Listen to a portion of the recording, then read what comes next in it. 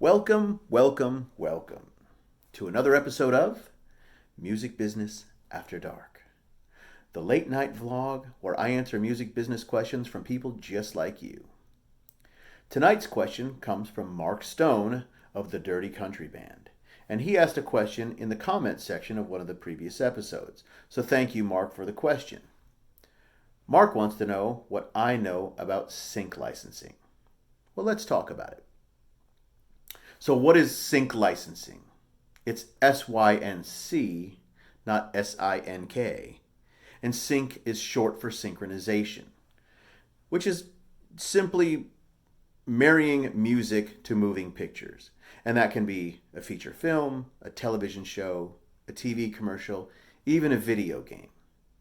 Now, the producers of these visual works have got to get permission to include music in those works, and they do that through a sync license.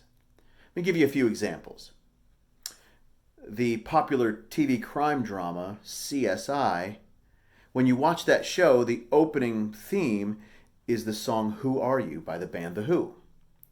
And the producers of the show had to get a sync license from Pete Townsend, who's the guitar player in that band and also the writer of that song, specifically through his publisher.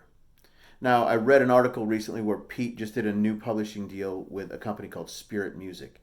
Not sure if Who Are You was a part of that deal, but for the sake of this conversation, let's say it was. So the TV producers would have to talk to Spirit Music to get the sync license to include that song on their show.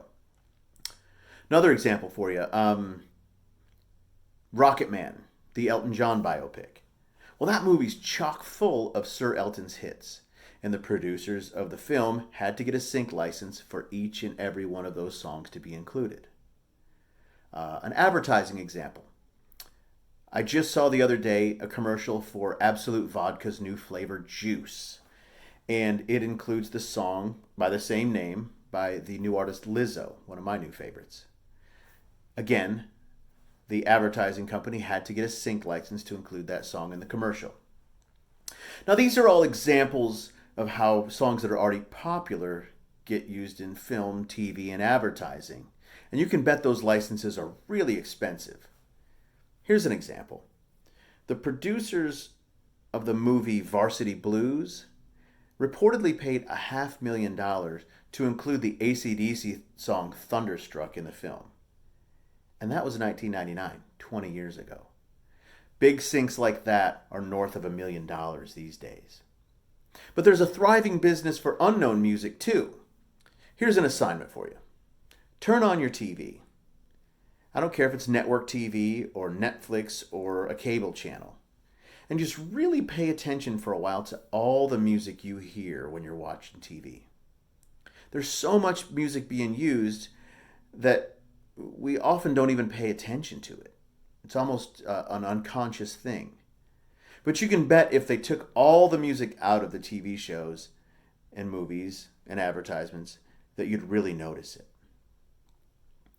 Sometimes it's songs with vocals that you'll hear playing over a montage of scenes or delivering a commercial's message. And sometimes it's just background music that sets the mood for a moment in a TV show. But all of that music is licensed in some way, and most of it with a sync license. Now, I say most because there are a few exceptions. Jingles in commercials, for example, are often works for hire, which means that the companies, the advertising agencies, own the copyrights, not the actual people that wrote the songs. The Nationwide insurance company jingle comes to mind. Their recent commercials feature Brad Paisley and Peyton Manning. And you'll hear them sing, "Nationwide is on your side." Well, that little jingle was actually written by Barry Manilow before he became a star. But he doesn't get any royalties for it. Now, film scores are another example.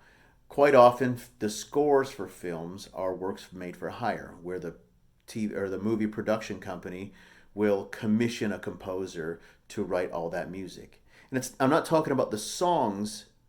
Those are still sync licenses, but I'm talking about all that mood music, all that theme music in a film.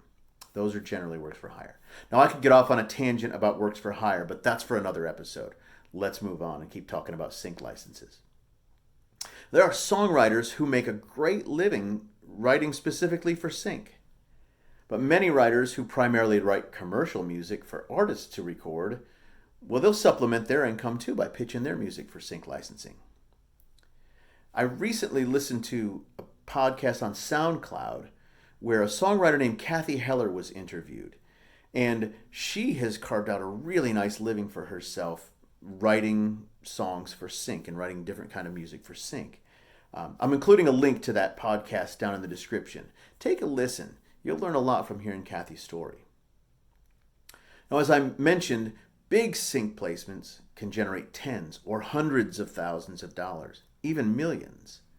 For example, if you have a song that winds up being the opening theme song for a big budget Marvel film, or if you're fortunate enough to have a song that appears in a Super Bowl commercial, that's when you're talking about those giant sync placements.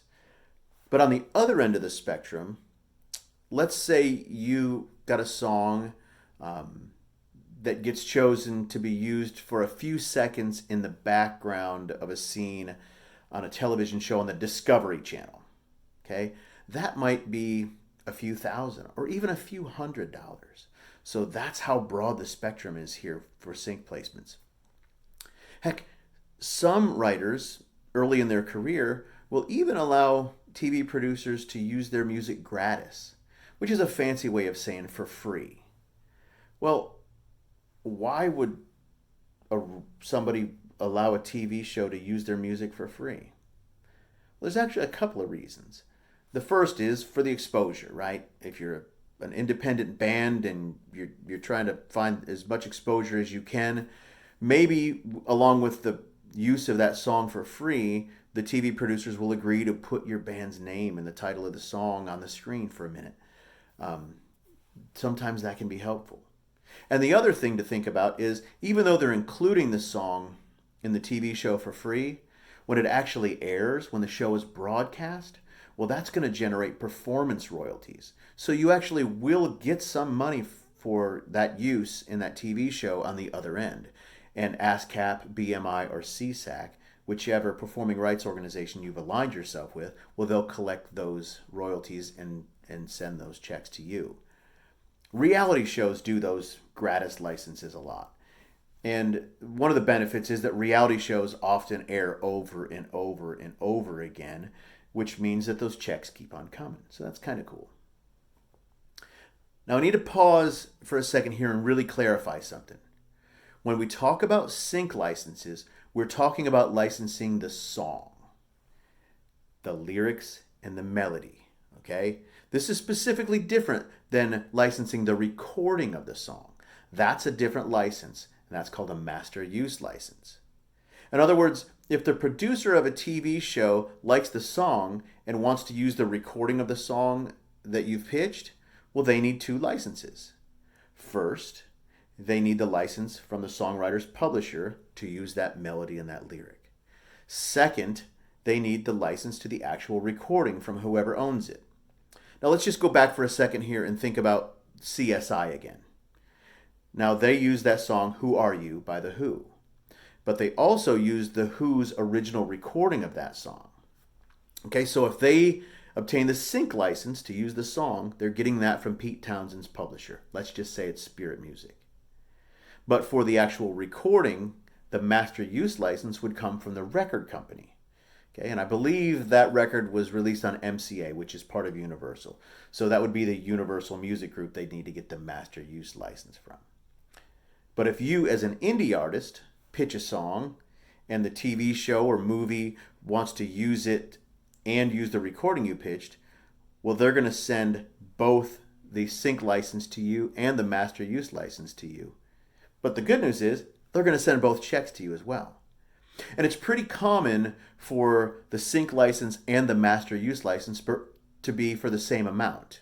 Of course, when you start talking about those mega hits, that can be different, but it's pretty common. So they might offer you $5,000 to use your song in the TV show and an additional $5,000 to use your recording. So it can really start to add up. Here's another important thing to think about with sync licenses. If you co-write a lot, you want to have conversations with your co-writers about how little or how much you're willing to take for a sync placement, and also the kind of places where you're willing to let the song be placed before you pitch. Okay? In other words, if you're pitching a song to a Discovery Channel show and they offer you a gratis license and your co-writer says, no, I'm not willing to take that, well, it's a little embarrassing after you've already pitched it. Another thing to think about would be, let's say you co-write a lot with someone who is popular in the Christian music world. Well, they may not feel comfortable pitching the song or having it placed in an alcoholic beverage commercial. So you want to have those conversations first. Likewise, if your co-writers are signed to a publishing company and you're not, and you want to pitch those songs for sync, you want to have a conversation with your co-writer's publisher first for the same reasons, right? They may not be willing to give a sync license for as little money as you would be as an independent writer. Because these films or these music supervisors in film and television, they're notorious for moving really fast. And not only will they move away from your song onto a different song really quickly if they can't clear it, well, they might think twice about accepting a pitch from you down the road if you didn't have your ducks in a row the first time. So have those conversations before you pitch. The cool thing about the sync business is that if you really focus on learning what music supervisors are looking for, you can slowly and steadily build a really nice living, even as an indie artist. But you're not likely to have success in the sync world without doing your homework, absorbing as much information as you can from people like Kathy Heller, and putting in the consistent work of developing relationships. Remember, you can't pick the fruit unless you plant the seed. And you can't plant the seed without getting your hands a little dirty. So roll up your sleeves and dig in, folks. As always, I'm grateful when you subscribe to my channel, like my videos, leave comments, send me an email, all that good stuff. Hey, you can also book a one-on-one Skype session with me if you'd like. All that good stuff is in the description below. Until we meet again, cheers.